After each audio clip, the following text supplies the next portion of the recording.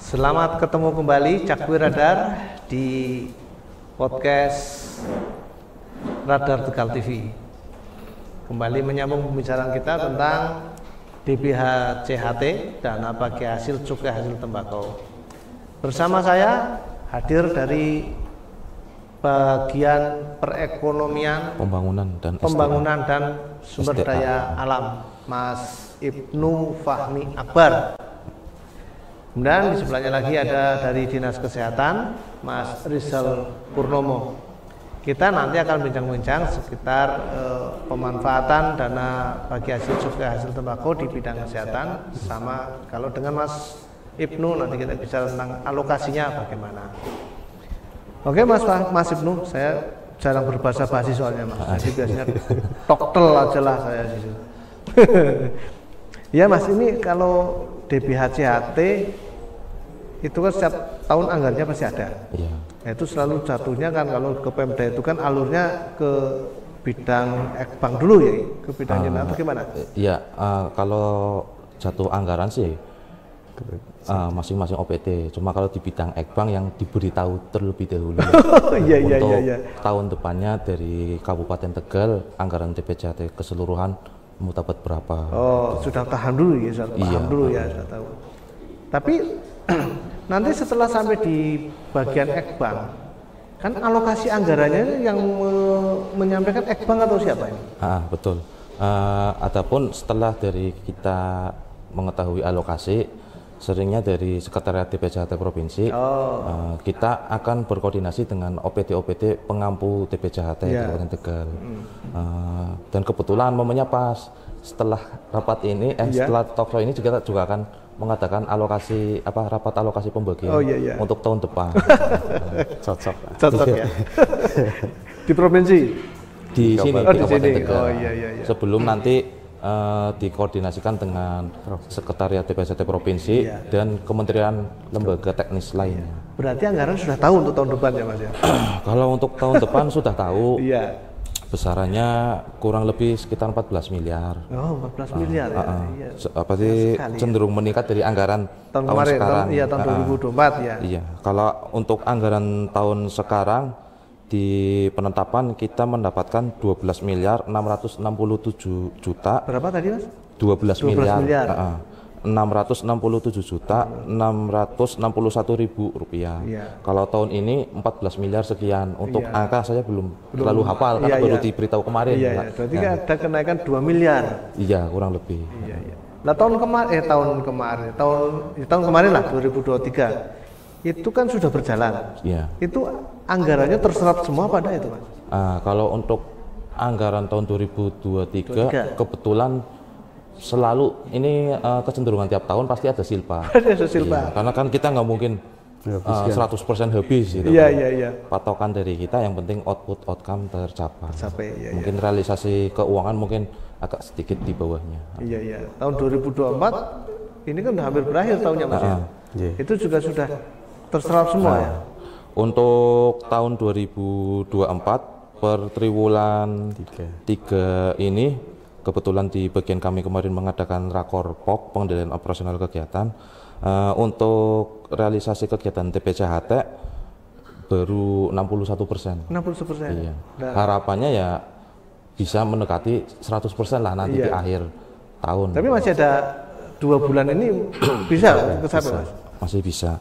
Kemarin pas kami mengadakan tes, kecenderungannya masih di kurang bayar Pak dalam peng-SPJ. Kegiatan sih rata-rata sudah berjalan. Cuman di proses pembayaran itu iya.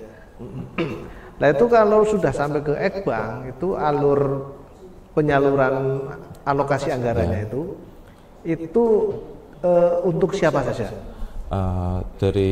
Kebetulan dari tahun 2021 sampai sekarang 2023 aturan Kementerian Teknisnya yaitu PMK 215/PMK 07 tahun 2021 tentang penggunaan monitoring dan evaluasi DBH-CHT itu masih sama. Untuk penggunaannya kita ada berapa persentase yang ketentuan yang harus dipenuhi.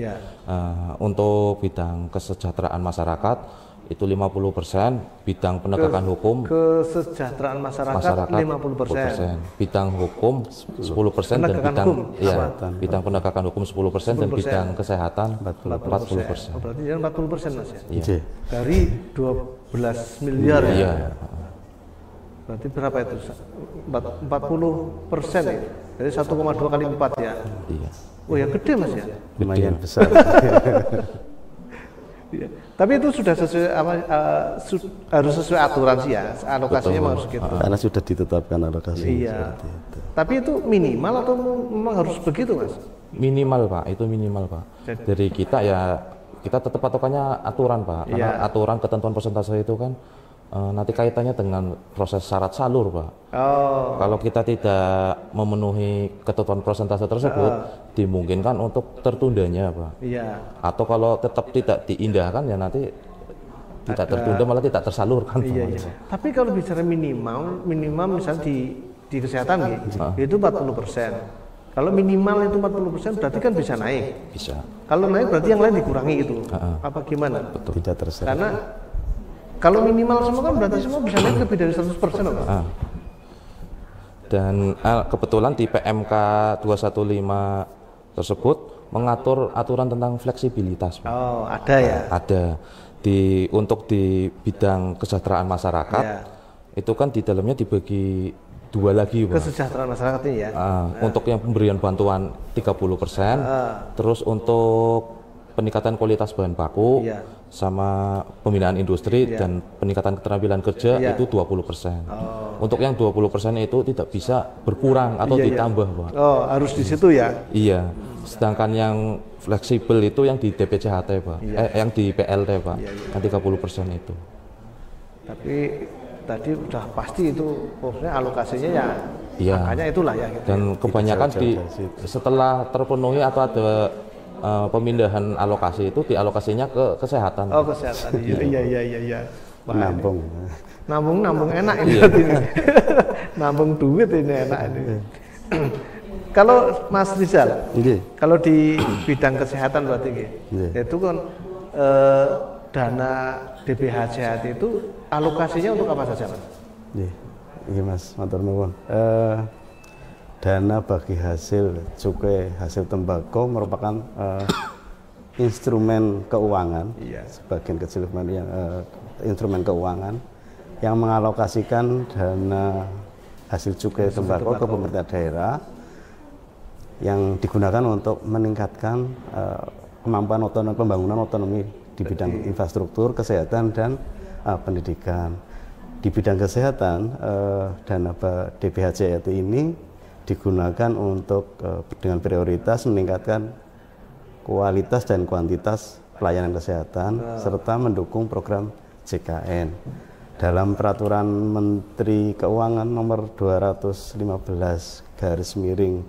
PMK 07 tahun 2021 Mas, tentang penggunaan terus monitoring dan evaluasi penggunaan dana DPHJHT itu ada beberapa kegiatan yang harus dilaksanakan atau bisa dilaksanakan oleh Dinas Kesehatan. Di antaranya adalah tadi kegiatan pelayanan kesehatan baik preventif, promotif, kuratif maupun rehabilitatif. Promotif termasuk ya? Promotif termasuk ya, kemudian terakhir kuratif.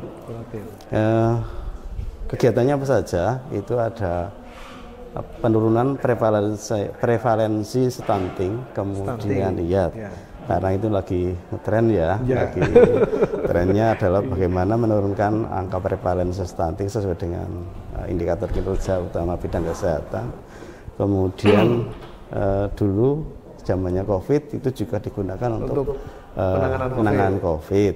Kemudian ada peningkatan vaksinasi dan imunisasi, terus ada peningkatan kualitas pelayanan bagi ibu, bayi dan anak seperti itu. Kemudian yang terakhir adalah penanggulangan dan penanganan penyakit paru dan saluran pernapasan. Yang kaitannya langsung ya? Iya, yang itu untuk pelayanan kesehatan. Kemudian kaitannya dengan sarana prasarana itu ada penyediaan peningkatan sarana prasarana untuk fasilitas kesehatan, khususnya di puskesmas. Kemudian ada penyediaan peningkatan sarana prasarana untuk sanitasi air limbah dan pengelolaan air bersih seperti itu, Pak. Tapi ini kan ini yang berasal dari dana bantuan bagi hasil tadi ya, Mas? Iya, betul. Yang anggarannya berasal dari situ. Bisa digunakan untuk kegiatan tersebut. Berarti artinya tidak harus berhubungan langsung yang dengan tembakau ya, Mas ya. Misalnya kan kalau tembakau kan efeknya misalnya kayak paru-paru tuh, kayak gitu ya. Tapi ini berarti masih bisa digunakan untuk yang lain, Mas, misalnya. Iya, karena kesehatan itu kan tidak hanya satu sektor atau satu penyakit gitu itu. Ya. Ketika ibu anaknya sehat, insya Allah akan untuk dampak penyakit akan lebih kuat ya. Kalau ketika kita mendapat imunisasi atau bayi kita mendapat imunisasi, akan lebih terjaga kesehatannya dibanding ketika tidak ada kegiatan. Ya artinya fleksibel gitu ya, Mas ya. Maksudnya bayangan saya kan tadi karena DBH CHT hasil tembakau, maka di bidang kesehatan ya khusus yang menangani masalah kesehatan. Pernapasan saja. Iya, yang dampak-dampak dari tembakau ternyata enggak juga ya, Mas? Ya, setidaknya itu menjaga dan menghindarkan dari menguatkan ya. Karena ternyata orang yang perokok pasif jadi lebih besar. Besar resikonya itu. Nah, seperti itu. Nah, selama ini, Mas, yang DBH CHT di Kabupaten Tegal itu maksimal. Apa sangat membantukah? Ya, alhamdulillah sangat maksimal ya, Mas. Malah lebih. Karena bagaimanapun tidak akan pernah kurang ya. Tidak lebih ya, masih kurang ya. Kurang untuk pembangunan kesehatan. Gitu. Apalagi sekarang kan orang pada berlomba-lomba untuk miskin ya. Karena JKN sekarang harus bayar sehingga kemampuan daerah untuk membiayai masyarakat yang miskin yang tidak tercover jaminan kesehatan nasional, jaminan BPJS lah itu sangat dibantu dengan adanya anggaran DBH CHT. Tapi kok kayaknya sarkas banget ya, berlomba-lomba miskin. Ya nyatanya memang seperti itu. Ketika saya ada kesempatan untuk mendapatkan surat keterangan miskin di kecamatan, ya mungkin karena lebih seneng kita mendapatkan bantuan, mungkin tidak bisa mandiri. Itu apa ya? Itu susah dibahas ya, Mas. Tapi itu sih merembet sampai ke bidang pendidikan juga gitu, Mas ya. Sekolah ya, kemudian juga minta surat miskin segala macam gitu. Seperti itu. Tapi sebetulnya kalau misalnya ya idealnya sih kalau masyarakat Indonesia, kalau bayangan saya kalau bisa gratis semua gitu. Maksudnya kalau pemerintah atau negara mampu menggratiskan semuanya kan juga benar, Mas. Ya. Nah, ini sepakat sepanjang perekonomian dan catatannya itu anggaran daerah dan pemerintah mampu membiayai. Jadi ya nggak salah juga gitu maksud saya itu. Nah, ini kalau selain fasilitas itu ya, ini DBH itu juga bisa untuk membiayai apa yang kayak misalnya jaminan kesehatan gitu. Ya tadi di PMK 215 itu salah satu kegiatan yang memang boleh dilaksanakan itu adalah untuk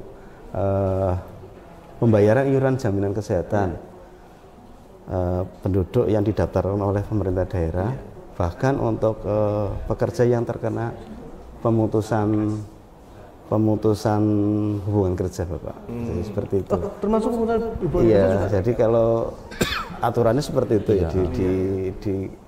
Di aturan PMK itu menyebutkan seperti itu. Dan kita pemerintah daerah Kabupaten Tegal sudah mengalokasikan anggaran untuk itu. Ada. Cukup besar juga. Besarannya apa?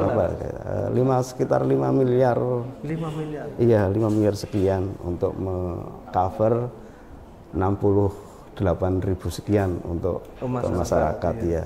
Dan sifatnya itu sih ya, kalau nanti yang ada yang bisa mandiri, maka itu seperti itu tadi, warga masyarakat yang tiba-tiba menjadi miskin, kemudian tidak bisa mampu secara mandiri membayar iuran BPJS, itu akan difasilitasi atau dibayari dari anggaran itu iurannya dari anggaran ini seperti itu. Nah selama ini Mas, di tahun 2024 tuh Dinas Kesehatan dapat berapa anggaran dari DBHJAT itu? Kalau tidak salah ya, bukan kamu sih. Untuk tahun ini, tahun anggaran 2024, Dinas Kesehatan mendapatkan pagu anggaran sebesar 7 miliar 722 juta sekian, itu hampir 50% ya, Mas. Iya, 50% lebih. Iya. Meskipun tadinya kan alokasinya 40%. Iya, minimal 40. Iya, kemudian tapi ternyata sama Mas Ibnu yang sangat baik hati. Karena yang lain Kesehatan akhirnya digeser, ditambahkan, ya ditambahkan. Mungkin untuk penyerapan dan pemanfaatannya lebih mudah di Dinas bidang kesehatan. Iya, Jadi, betul, iya. seperti itu karena kegiatannya cukup banyak, kemudian tidak begitu rigid seperti teman-teman bidang yang lain seperti itu. Memang sih kalau saya pribadi nih yang mau memandang gitu, selama itu memang benar manfaatnya ya kenapa Anda ya Mas ya? Iya betul. Kadang-kadang kan kita dibatasi ruang, sementara yang butuh masih butuh gitu loh. Jadi kalau saya sih, cuman kan kita memang ada patokannya dari peraturan Menteri Keuangan tadi ya Mas ya. Betul, itu iya. Nah selama ini efektif berarti Mas ya dana DBHJAT di Dinkes? Alhamdulillah cukup efektif, cukup meningkatkan khususnya sarana prasarana di puskesmas. Semakin diperbaiki, semakin dilengkapi dan dari segi kuantitas maupun kualitasnya. Kita berharap dengan adanya anggaran ini alat-alat atau sarana prasarananya semakin membaik sehingga pelayanan kepada masyarakat juga semakin meningkat pula seperti itu. Jadi berkesinambungan dan bersinergi dengan bidang lain seperti itu. Tapi Mas, itu. saya mau nanya sebentar. Itu kalau DBHJAT itu kan anggaran sudah jelas nih, misalnya tahun 2025 itu sudah ada. Ini masuk di dalam struktur APBN apa enggak? APBD? Kalau belum dibahas, ya, memang belum, Pak. Belum. Cuma kalau kita di APBD sudah memasukkan anggaran tahun sebelumnya, Pak. Cuma nanti mungkin bisa dieksekusi setelah kita mengadakan pembahasan dengan provinsi dan dengan kementerian tersebut. Nanti akan ada mekanisme penyesuaian APBD. Iya, artinya ini anggaran ini sudah masuk ke dalam struktur APBD. Iya. Enggak tabrakan gitu loh maksud saya dalam. Enggak, itu cuma sudah masuk, cuma belum sesuai dengan pagu yang terbaru. Pagu yang nanti kan ada pembahasan itu. terbaru. Iya. Berarti hanya memasang angka saja. Iya masih seperti itu. Iya. Jadi biar. Tapi sampai berapa 7 miliar ya? Apa 5 miliar tadi? Oh, berarti Pemda ya terbantu banget ini ya. Kebetulan Pak, untuk tahun ini kita dari sekretariat sudah menganggarkan silpa DBHJAT dari tahun sebelumnya sampai tahun 2023 yang numpuk itu dan kebijakan di pemerintah Kabupaten Tegal untuk DBHJAT yaitu dalam rangka pemenuhan UHC, Pak. Apa itu? Universal Health Coverage. Oh iya. Bahasa awamnya ya pemenuhan pembayaran iuran JKN tersebut, Pak. Bahasa yang gampang saja itu ya. Benar. Kita sengaja mencoba menempuh fleksibilitas yang ada di PMK tersebut, termasuk dari yang bidang kesmas kita alihkan ke kesehatan, dari bidang Gakum juga kita alihkan ke kesehatan. Tapi tidak semua sih, Pak. Iya. Setelah kebutuhan di kesmas dan bidang Gakum terpenuhi, baru ada dianggap ada sisa itu kita baru dialihkan ke kesehatan. Karena kalau kita lihat sih sebetulnya Dinkes yang paling banyak ini Mas ya penerima manfaat yang benar-benar di Dinkes ya. Ya, kalau prinsip PMK sebetulnya sudah sangat adil, Pak. Ya, sama seperti yang pernah disampaikan dahulu oleh Bea Cukai kan. Secara adil yaitu kita berpihak kepada penghasil cukai tersebut melalui bidang kesmas. Kita juga berpihak kepada yang tadi Pak Rizal sampaikan, rokok pasif itu, Pak. Kan ini kan cukai kan sebetulnya barang yang dilarang atau memberikan dampak negatif. Di bidang kesehatan terutamanya dampaknya kan dianggap lebih banyak. Mungkin persentasenya juga yang ngerokok dia, yang mumet kita gitu ya. Betul, Pak. Tapi saya ngerokok ya Mas. Ya intinya itu mungkin boleh menambahkan ya. Jadi mungkin dari satu sisi industri harus tetap jalan untuk perekonomian nasional ya. Tapi dari kesehatan juga harus dilindungi dong. Iya betul. Tidak serta-merta harus ditinggalkan. Makanya kemudian dari sisi proses. Makanya maksud saya ini kita harus kita sampaikan ke masyarakat umum, Mas. Artinya kenapa harus ada cukai gitu? Karena artinya tadi itu dampaknya ada. Tapi di sisi lain di industri kan harus naik ini. Ya, karena ini menyangkut perekonomian masyarakat. Tapi yang terdampak kan juga harus dilindungi tadi itu. Makanya ini cukai kan dikembalikan lagi ke masyarakat itu kan Mas. Kira-kira gitu ya? Iya. Ya, sependapat dengan itu jadi ya satu sisi harus perekonomian harus tetap jalan, kemudian satu sisi kesehatan juga harus tetap terjaga. Gitu. Jadi karena kan gini Mas, kadang-kala orang kan ya mungkin karena belum tahu alurnya ya. Kadang-kadang rokok saseco cukainya sampai mahal gitu loh, ya kan? Sementara kan secara umum merokok nggak bagus lah gitu, ya. Tapi kalau ada yang sudah datuk dengan merokok, kan harus merokok Mas. Tapi efeknya yang terima siapa? Nah ini yang kadang-kadang kenapa cukai harus naik, orang nggak bisa menerima kan kayak gitu Mas. Nah terus yang nanggung efek negatifnya siapa? Kan anggarannya sudah ada kan Mas ya. Nah kembalinya dari itu. Ini maksudnya saya ingin menyampaikan, barangkali saya keliru tolong dikoreksi ini Mas saya gitu. Nah, Mas kembali ke kesehatan tadi itu ya. Jadi di Kabupaten Tegal pemanfaatnya satu untuk fasilitas kesehatan. Untuk pelayanan, fasilitas kesehatan. Pelayanan. Dan tadi tiganya untuk pembayaran iuran JKN itu. Itu masih banyak yang tidak tercover Mas. Kalau masih banyak atau tidaknya, kalau hitungan kasarnya sih saya dibekali angka aja tadi 68.000. Tahu persisnya saya kurang memberikan itu. Jadi hanya dibekali angkanya sekitar 68.983 sekian lah ribu penduduknya. Kemudian nanti mudah-mudahan dengan anggaran yang 5 miliar ini akan mengcover pembiayaan preminya dari teman-teman yang kurang mampu tadi untuk membayar secara mandiri seperti itu. Kalau bukan dari DBHCHT, pengcoveran pembayaran premi dari mana? Ini yang non mandiri berarti ya? Iya, jadi ada satu ada pemerintah pusat dari PPI itu, kemudian ada yang mandiri dan satu dari PPU tadi, pembiayaan umum yang di-cover dari pemerintah daerah sebenarnya seperti itu. Konsepnya bahwa universal coverage itu semua penduduk atau semua masyarakat di Kabupaten Tegal itu tercover pembiayaan kesehatannya seperti itu. Ya, sebenarnya sudah juga sih ya kebijakan di Kabupaten Tegal sudah gratis ya, pemeriksaan gratis, pelayanan di puskesmas gratis lah seperti itu. Mungkin yang agak untuk mengcover di pembiayaan di rumah sakit mungkin yang pemerintah daerah. Tapi ini Mas, tolong sedikit dijelaskan ini maksud dari gratis tadi itu apa memang betul-betul gratis? Apakah itu biaya sebenarnya di cover sama pemerintah daerah? Kan ada kan seringkali kan dirawat di sana di rumah sakit A, biayanya gratis kok gitu, atau BPJS gratis. Kalau di Kabupaten Tegal yang masih sudah melakukan kebijakan pelayanan gratis itu di puskesmas untuk rawat jalannya saja.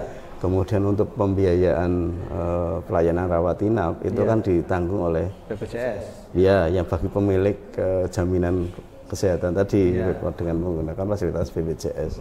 Itu seperti itu. Jadi memang gratis dengan syarat dan ketentuan berlaku tentu. Itu. Tapi dengan kategori ya misalnya ada walaupun nanti ke depan itu tidak ada pengkelasan ya, itu kan tetap ada kelas-kelas masing-masing sesuai dengan iurannya, walaupun nanti kedepannya akan tidak ada seperti itu. Jadi kesimpulannya kalau dari dana DBHCHT itu tadi itu manfaatnya bagus ya? Iya, sampai dikatakan sangat bagus Pak. Ya tadi puskesmas semakin meningkat sarana prasarananya dan harapannya kualitas pelayanan semakin baiklah sehingga masyarakat yang mendapat pelayanan khususnya di puskesmas itu semakin maksimal seperti itu. Kemudian dari sisi tadi keberpihakan pada masyarakat yang tidak tercover BPJS dari PPI atau dari pemerintah pusat, ini akan di cover oleh pemerintah daerah melalui anggaran DBHCHT ini seperti itu. Berbahagia tahun 2025 ada kenaikan anggaran ya Mas ya. Mudah-mudahan bisa mengcover 14 miliar JKN-nya ya Mas. Karena mungkin arahnya ke situ yang paling juga. Banyak mungkin di situ ya Mas ya. Iya, 14 miliar ya. Ya dari 7 miliar memang sebagian besar untuk itu pembayaran premi BPJS tadi. Itu seperti itu. Yang lainnya masih sih hampir sama tiap tahunnya. Kita untuk pemenuhan sarana prasarana hampir sama. Besarannya seperti itu. Kalau yang agak bertambah itu tadi yang iuran BPJS. Iya, karena memang kita harus tadi semua warga harus terjamin atau mendapat jaminan. Iya, betul. Itu seperti itu. Oke, kalau dari Mas Ibnu sekarang untuk menutup acara ini, Mas, adakah evaluasi atau saran dan masukan ini?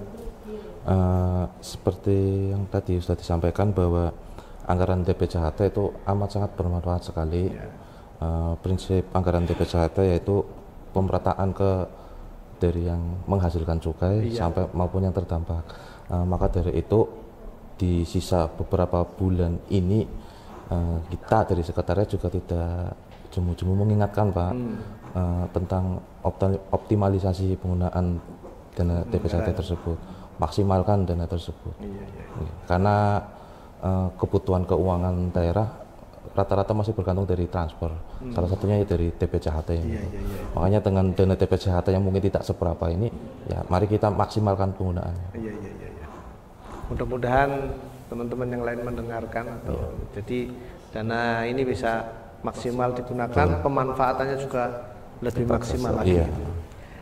Baik, kira-kira begitu ngobrol-ngobrol atau bincang-bincang kita dengan dua narasumber ini. Mudah-mudahan ada manfaatnya, dan kita dukung tentang penggunaan DPJHT. Terima kasih. Demikian, assalamualaikum warahmatullahi wabarakatuh. Waalaikumsalam warahmatullahi wabarakatuh.